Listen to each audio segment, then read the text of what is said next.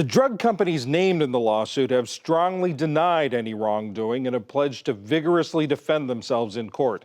Chip Davis is the chief executive officer of the trade group that represents the makers of generic prescription drugs, the Association for Accessible Medicines. Mr. Davis, thanks so much for joining us. Thanks for the opportunity to be here. You heard what the Attorney General said, largest corporate cartel in history, overt, brazen collusion.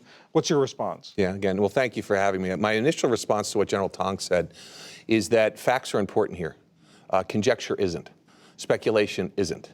Trying a case in the court of public opinion that should be tried in the courts is not the way to ensure that patients have access to safe, affordable, and effective medicine. You even referenced in your introduction with the General that 9 out of every 10 prescriptions in the United States are now generic. We just released on behalf of our members a report that says that 90% of all prescription drugs are available for only 22% of total cost to the healthcare prescription drug dollar. That is an amazing value proposition that you can't see anywhere else in healthcare. So to suggest that an entire industry is engaged in some sort of corporate criminal cartel is not just a disservice to the industry, it's a disservice to the patients who rely on the industry.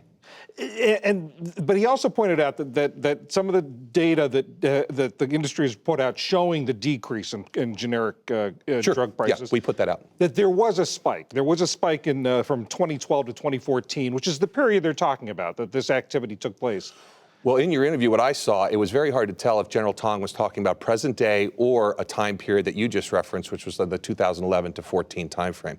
Full candor, that preceded my time at the association. When I came, it was the Generic Pharmaceutical Association. We're now AAM. But here's what I will tell you. The reference in the example he uses, because it's the drug he's on, doxycycline, he talks about a price increase back in that time frame that had a significant percentage price increase. Now remember, percentage price increases off of a low cost look different than a small percentage over a high-priced biologic drug. But do you know what the cost of doxycycline is today?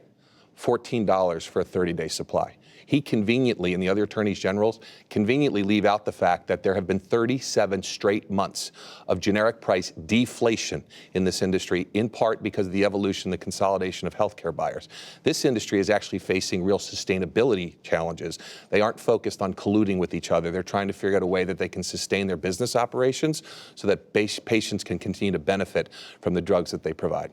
What about getting back to some of the specifics of what Mr. Tong had to say? He said that they were able to subpoena in their investigation text messages in which discussions about price increases and the response by a particular manufacturer, and then the response by the other manufacturers that will go along, will play nice. They talk about accepting their fair share rather than competing.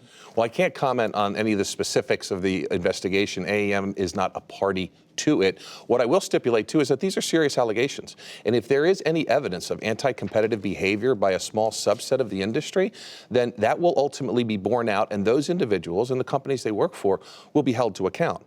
But he talked about roughly about 100 drugs, if my memory serves me correctly. On any given day, there are over 2,000 generics on the marketplace. So that's 5% of the total number of generics on the marketplace today, and a smaller percentage of the total of 10,000 generics that have been approved by the Food and Drug Administration over the years. So this effort in the public domain to cast an entire industry where, and I've heard him say that people wake up every day, go to their place of business and commit crimes, I think that's actually, with respect to the General, an irresponsible statement. The members that I know and the people that work there get up every day with one mission in mind. They want to make sure that they can go and produce safe, high-quality, effective medicines at a price that patients can afford. There's no way you're 90% of scripts and 22% of total costs unless that is your mission, pure and simple. Chip Davis, CEO of the Association for Accessible Medicines. Thank you very much. Thank you for your time.